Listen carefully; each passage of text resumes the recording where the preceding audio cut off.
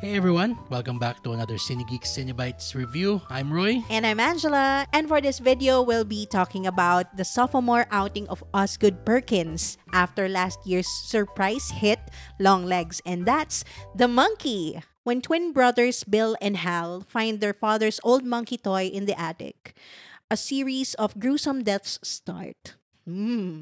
The siblings decide to throw the toy away and move on with their lives, growing apart over the years. But before we continue, don't forget to like this video, subscribe to our channel, and share this video with your friends. Yes. Okay, so let's start. Ange, what did you think of The Monkey?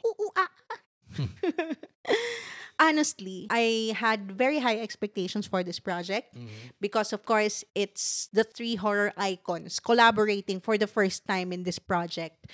Stephen King, of course, Osgood Perkins, like we said earlier, and James Wan. Yan. So, para sa akin, parang napaka-exciting nitong project na to, and they promised a lot, actually, sa trailer pa lang. And I'm very pleased to say, as a horror connoisseur, as a horror fan, I'm so happy with what I saw. I'm so happy with what they did. Yes. Ako naman, yung nakahook sa akin dito was the promise of something, yung may kulit, yung mischievous na take on horror, na comedy, may pagka-campy siguro, yun yung yung pinapromise. Kasi yung trailers niya and yung marketing niya were created in such a way that it focused on how cartoonish the deaths are in this film. Yes.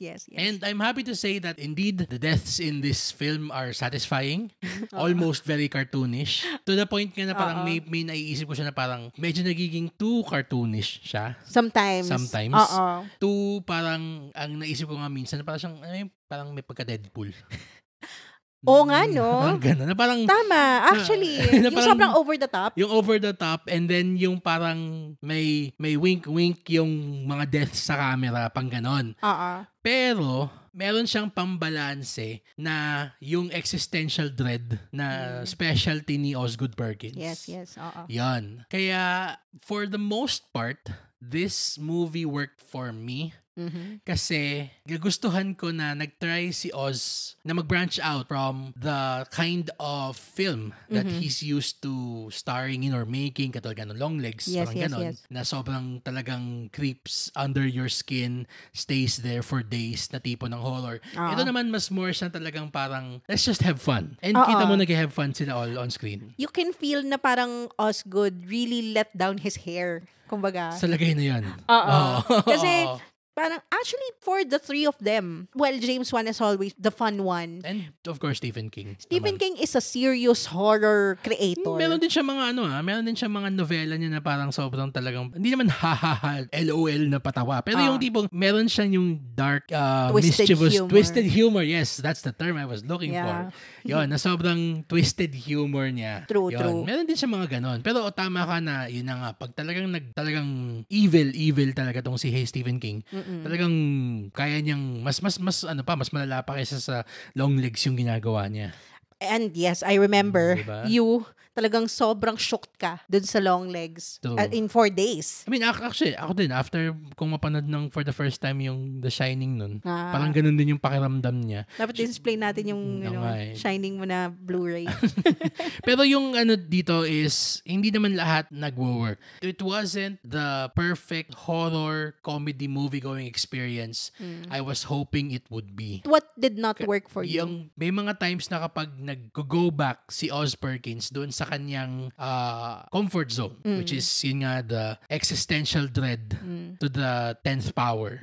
Medyo nagsasuffer ng konti yung pacing ng sine. Yeah, I felt that too. Diba? Kasi kapag ang isang sine, ramdam mo yung energy niya para siyang kapag nasa paligid ka ng isang wire na nakasaksak pa din, pero putol yung wire. May gumaganong electricity Static. Hindi static. Yung parang may sparks na nagfa-fly off the wire. Na nakadikit pa rin sa isang live power outlet. Kumbaga parang ganon. we saw another film like that few weeks back. That was Companion. Yes. Ganun yung energy niya eh. Na talagang every moment, kahit expository moments niya, ramdam mong may energy na nagka-crackle in the background. Parang kinetic siya, Oo, ganon. ito kasi, kapag nagpupunta tayo dun sa expository parts niya, nagme-mellow down yung kwento. Parang mas nagiging ang feel niya is yung long legs Mas ulit. nagiging parang siyang long legs ulit. Exactly.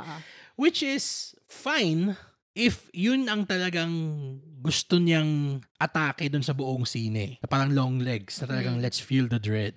Pero kasi, gusto niyang maging parang, hey, let's have fun with this twisted sense of humor. Kaya ang nangyayari lang, problema lang, hindi niya na maintain. Kasi for you to have a movie na parang full of energy using a twisted sense of humor. Yes. Parang siyang Cabin in the Woods. Yung gano'n. Or Thanksgiving. Or even parang Ready or Not. Yung mga gano'n. Na tipong kapag the humor is how dark the horror is, it should be an undercurrent that's always running in the background. One more good example of that is Abigail. Yun, parang ganon. Parang ganon, no? Oo. Na talagang, if you're gonna commit to over the top, sobrang extra, na sobrang hilarious kind of horror, dapat ganon eh. Yes. You have to maintain it to a certain parang level. Yes. Pero to a degree, I want to give props to Theo James. Yeah. Doing double duty. Oh, grabe. As yung Bill and Hal. Tama, as Bill and Hal, the twins. Kasi he knows the assignment. Dito mo makikita kung gano'ng kagaling ang isang actor. Na the director and the writer can parang say na this is what we want to do sa isa sa scene ganito. Pero, of course, hindi naman perfect yung writer and director. Yeah. May dadalahin yung actor doon sa table. Yeah, true. Yung deficiencies in terms of yung energy, kumbaga, nung scene, napupunan ni Theo James. Kasi, yung mga lines na parang sobrang straight-laced, na parang ang tawag nga lang, parang yung mga long legs dialogue. Yes. Dinideliver niya in such a deadpan humor way. Yeah. Na parang, alam mong, this guy is just at his wit's end with how very, very ridiculous the situation is. And he's also having fun with it. I feel like. Yes. No? Yun. Talagang nakikita din niya, parang he also has a twisted sense of humor that he brought in these characters. Oo. Na parang he knows how ridiculous the situation is, these characters are. Yes. Nakita ko yung ganong feeling sa portrayal niya dun sa twins. Yes. Kasi may mga linya dito na parang delivered in a way na parang yun nga, long legs. Yung lead character doon na babae. Very straight, Very no? straight. Tapos para siyang, in other movies, it would be, parang, ay, ba't ganun sila magsalita? Pero sa world ni Osgood Perkins, yung parang otherworldliness ng dialogue niya either adds to the tension and terror of the situation or diffuses the tension. Yung ganon. Dito, it adds and diffuses tension at the same time eh. Dahil dun sa delivery ni Theo James. And also dahil din sa duality ng dalawang characters niya. Yes. Sobrang opposite eh. Tama. And also, let me just mention that Stephen King really has a thing for twins eh, no? To wrap this up, it's still a very fun time at the cinema. Yes. Kasi, ay, sobra. Oo. Talagang nag-i-enjoy tayo while we were watching it. And the violence, while it may border on cartoonish, is talagang, yes. Talagang, so fun. Sana lang na-maintain niya yung energy na yon all throughout. Yeah. Ikaw? Ako, I want more of this. Actually, please give me more of this. Kasi this is too short for me. I wanted more.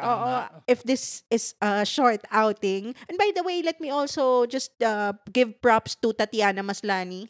She was also excellent in this movie. Very memorable short role. Sana magkaroon ng franchise to kasi sobrang bitin talaga. As in, they left me wanting more. That's what they succeeded at. Ang tawag dito, lahat ng mga evil toys na nakatrabaho na ni James Wan pagsamasamahin niya. Toy Story horror. Toy Story. Yung Toy si Story Annabelle, Universe. Sino ba lang? Si Annabelle, si Megan, Si Chucky. si Chucky, sino Si pa? may lalabas ulit si Robin. Parang wow. robot naman. Si Rob 1N. Rob 1N. Rob 1N. Tapos si Jigsaw. Yun. Billy the Clown ba? Billy the Doll, Parang something. Ganun. So, ano siya? Avengers ng mga Avengers evil yung mga toys. evil toys. So, sa akin, I'm giving this a rating of B+. Ikaw? Same, B+. B+. Yeah. So, I guess that's it for this review of The Monkey. So, Cinegeeks, what did you think of The Monkey? Or if you haven't seen it yet, what is your favorite horror movie that's centered around a haunted toy? Yes. Ayan. Kahit local pwede. Lista natin kanina lahat yun. Comment below and let us know. That's right. So, for this edition of the Cinegeeks Cinebites Review, I'm Roy. And I'm Angela. We'll see you in the next one.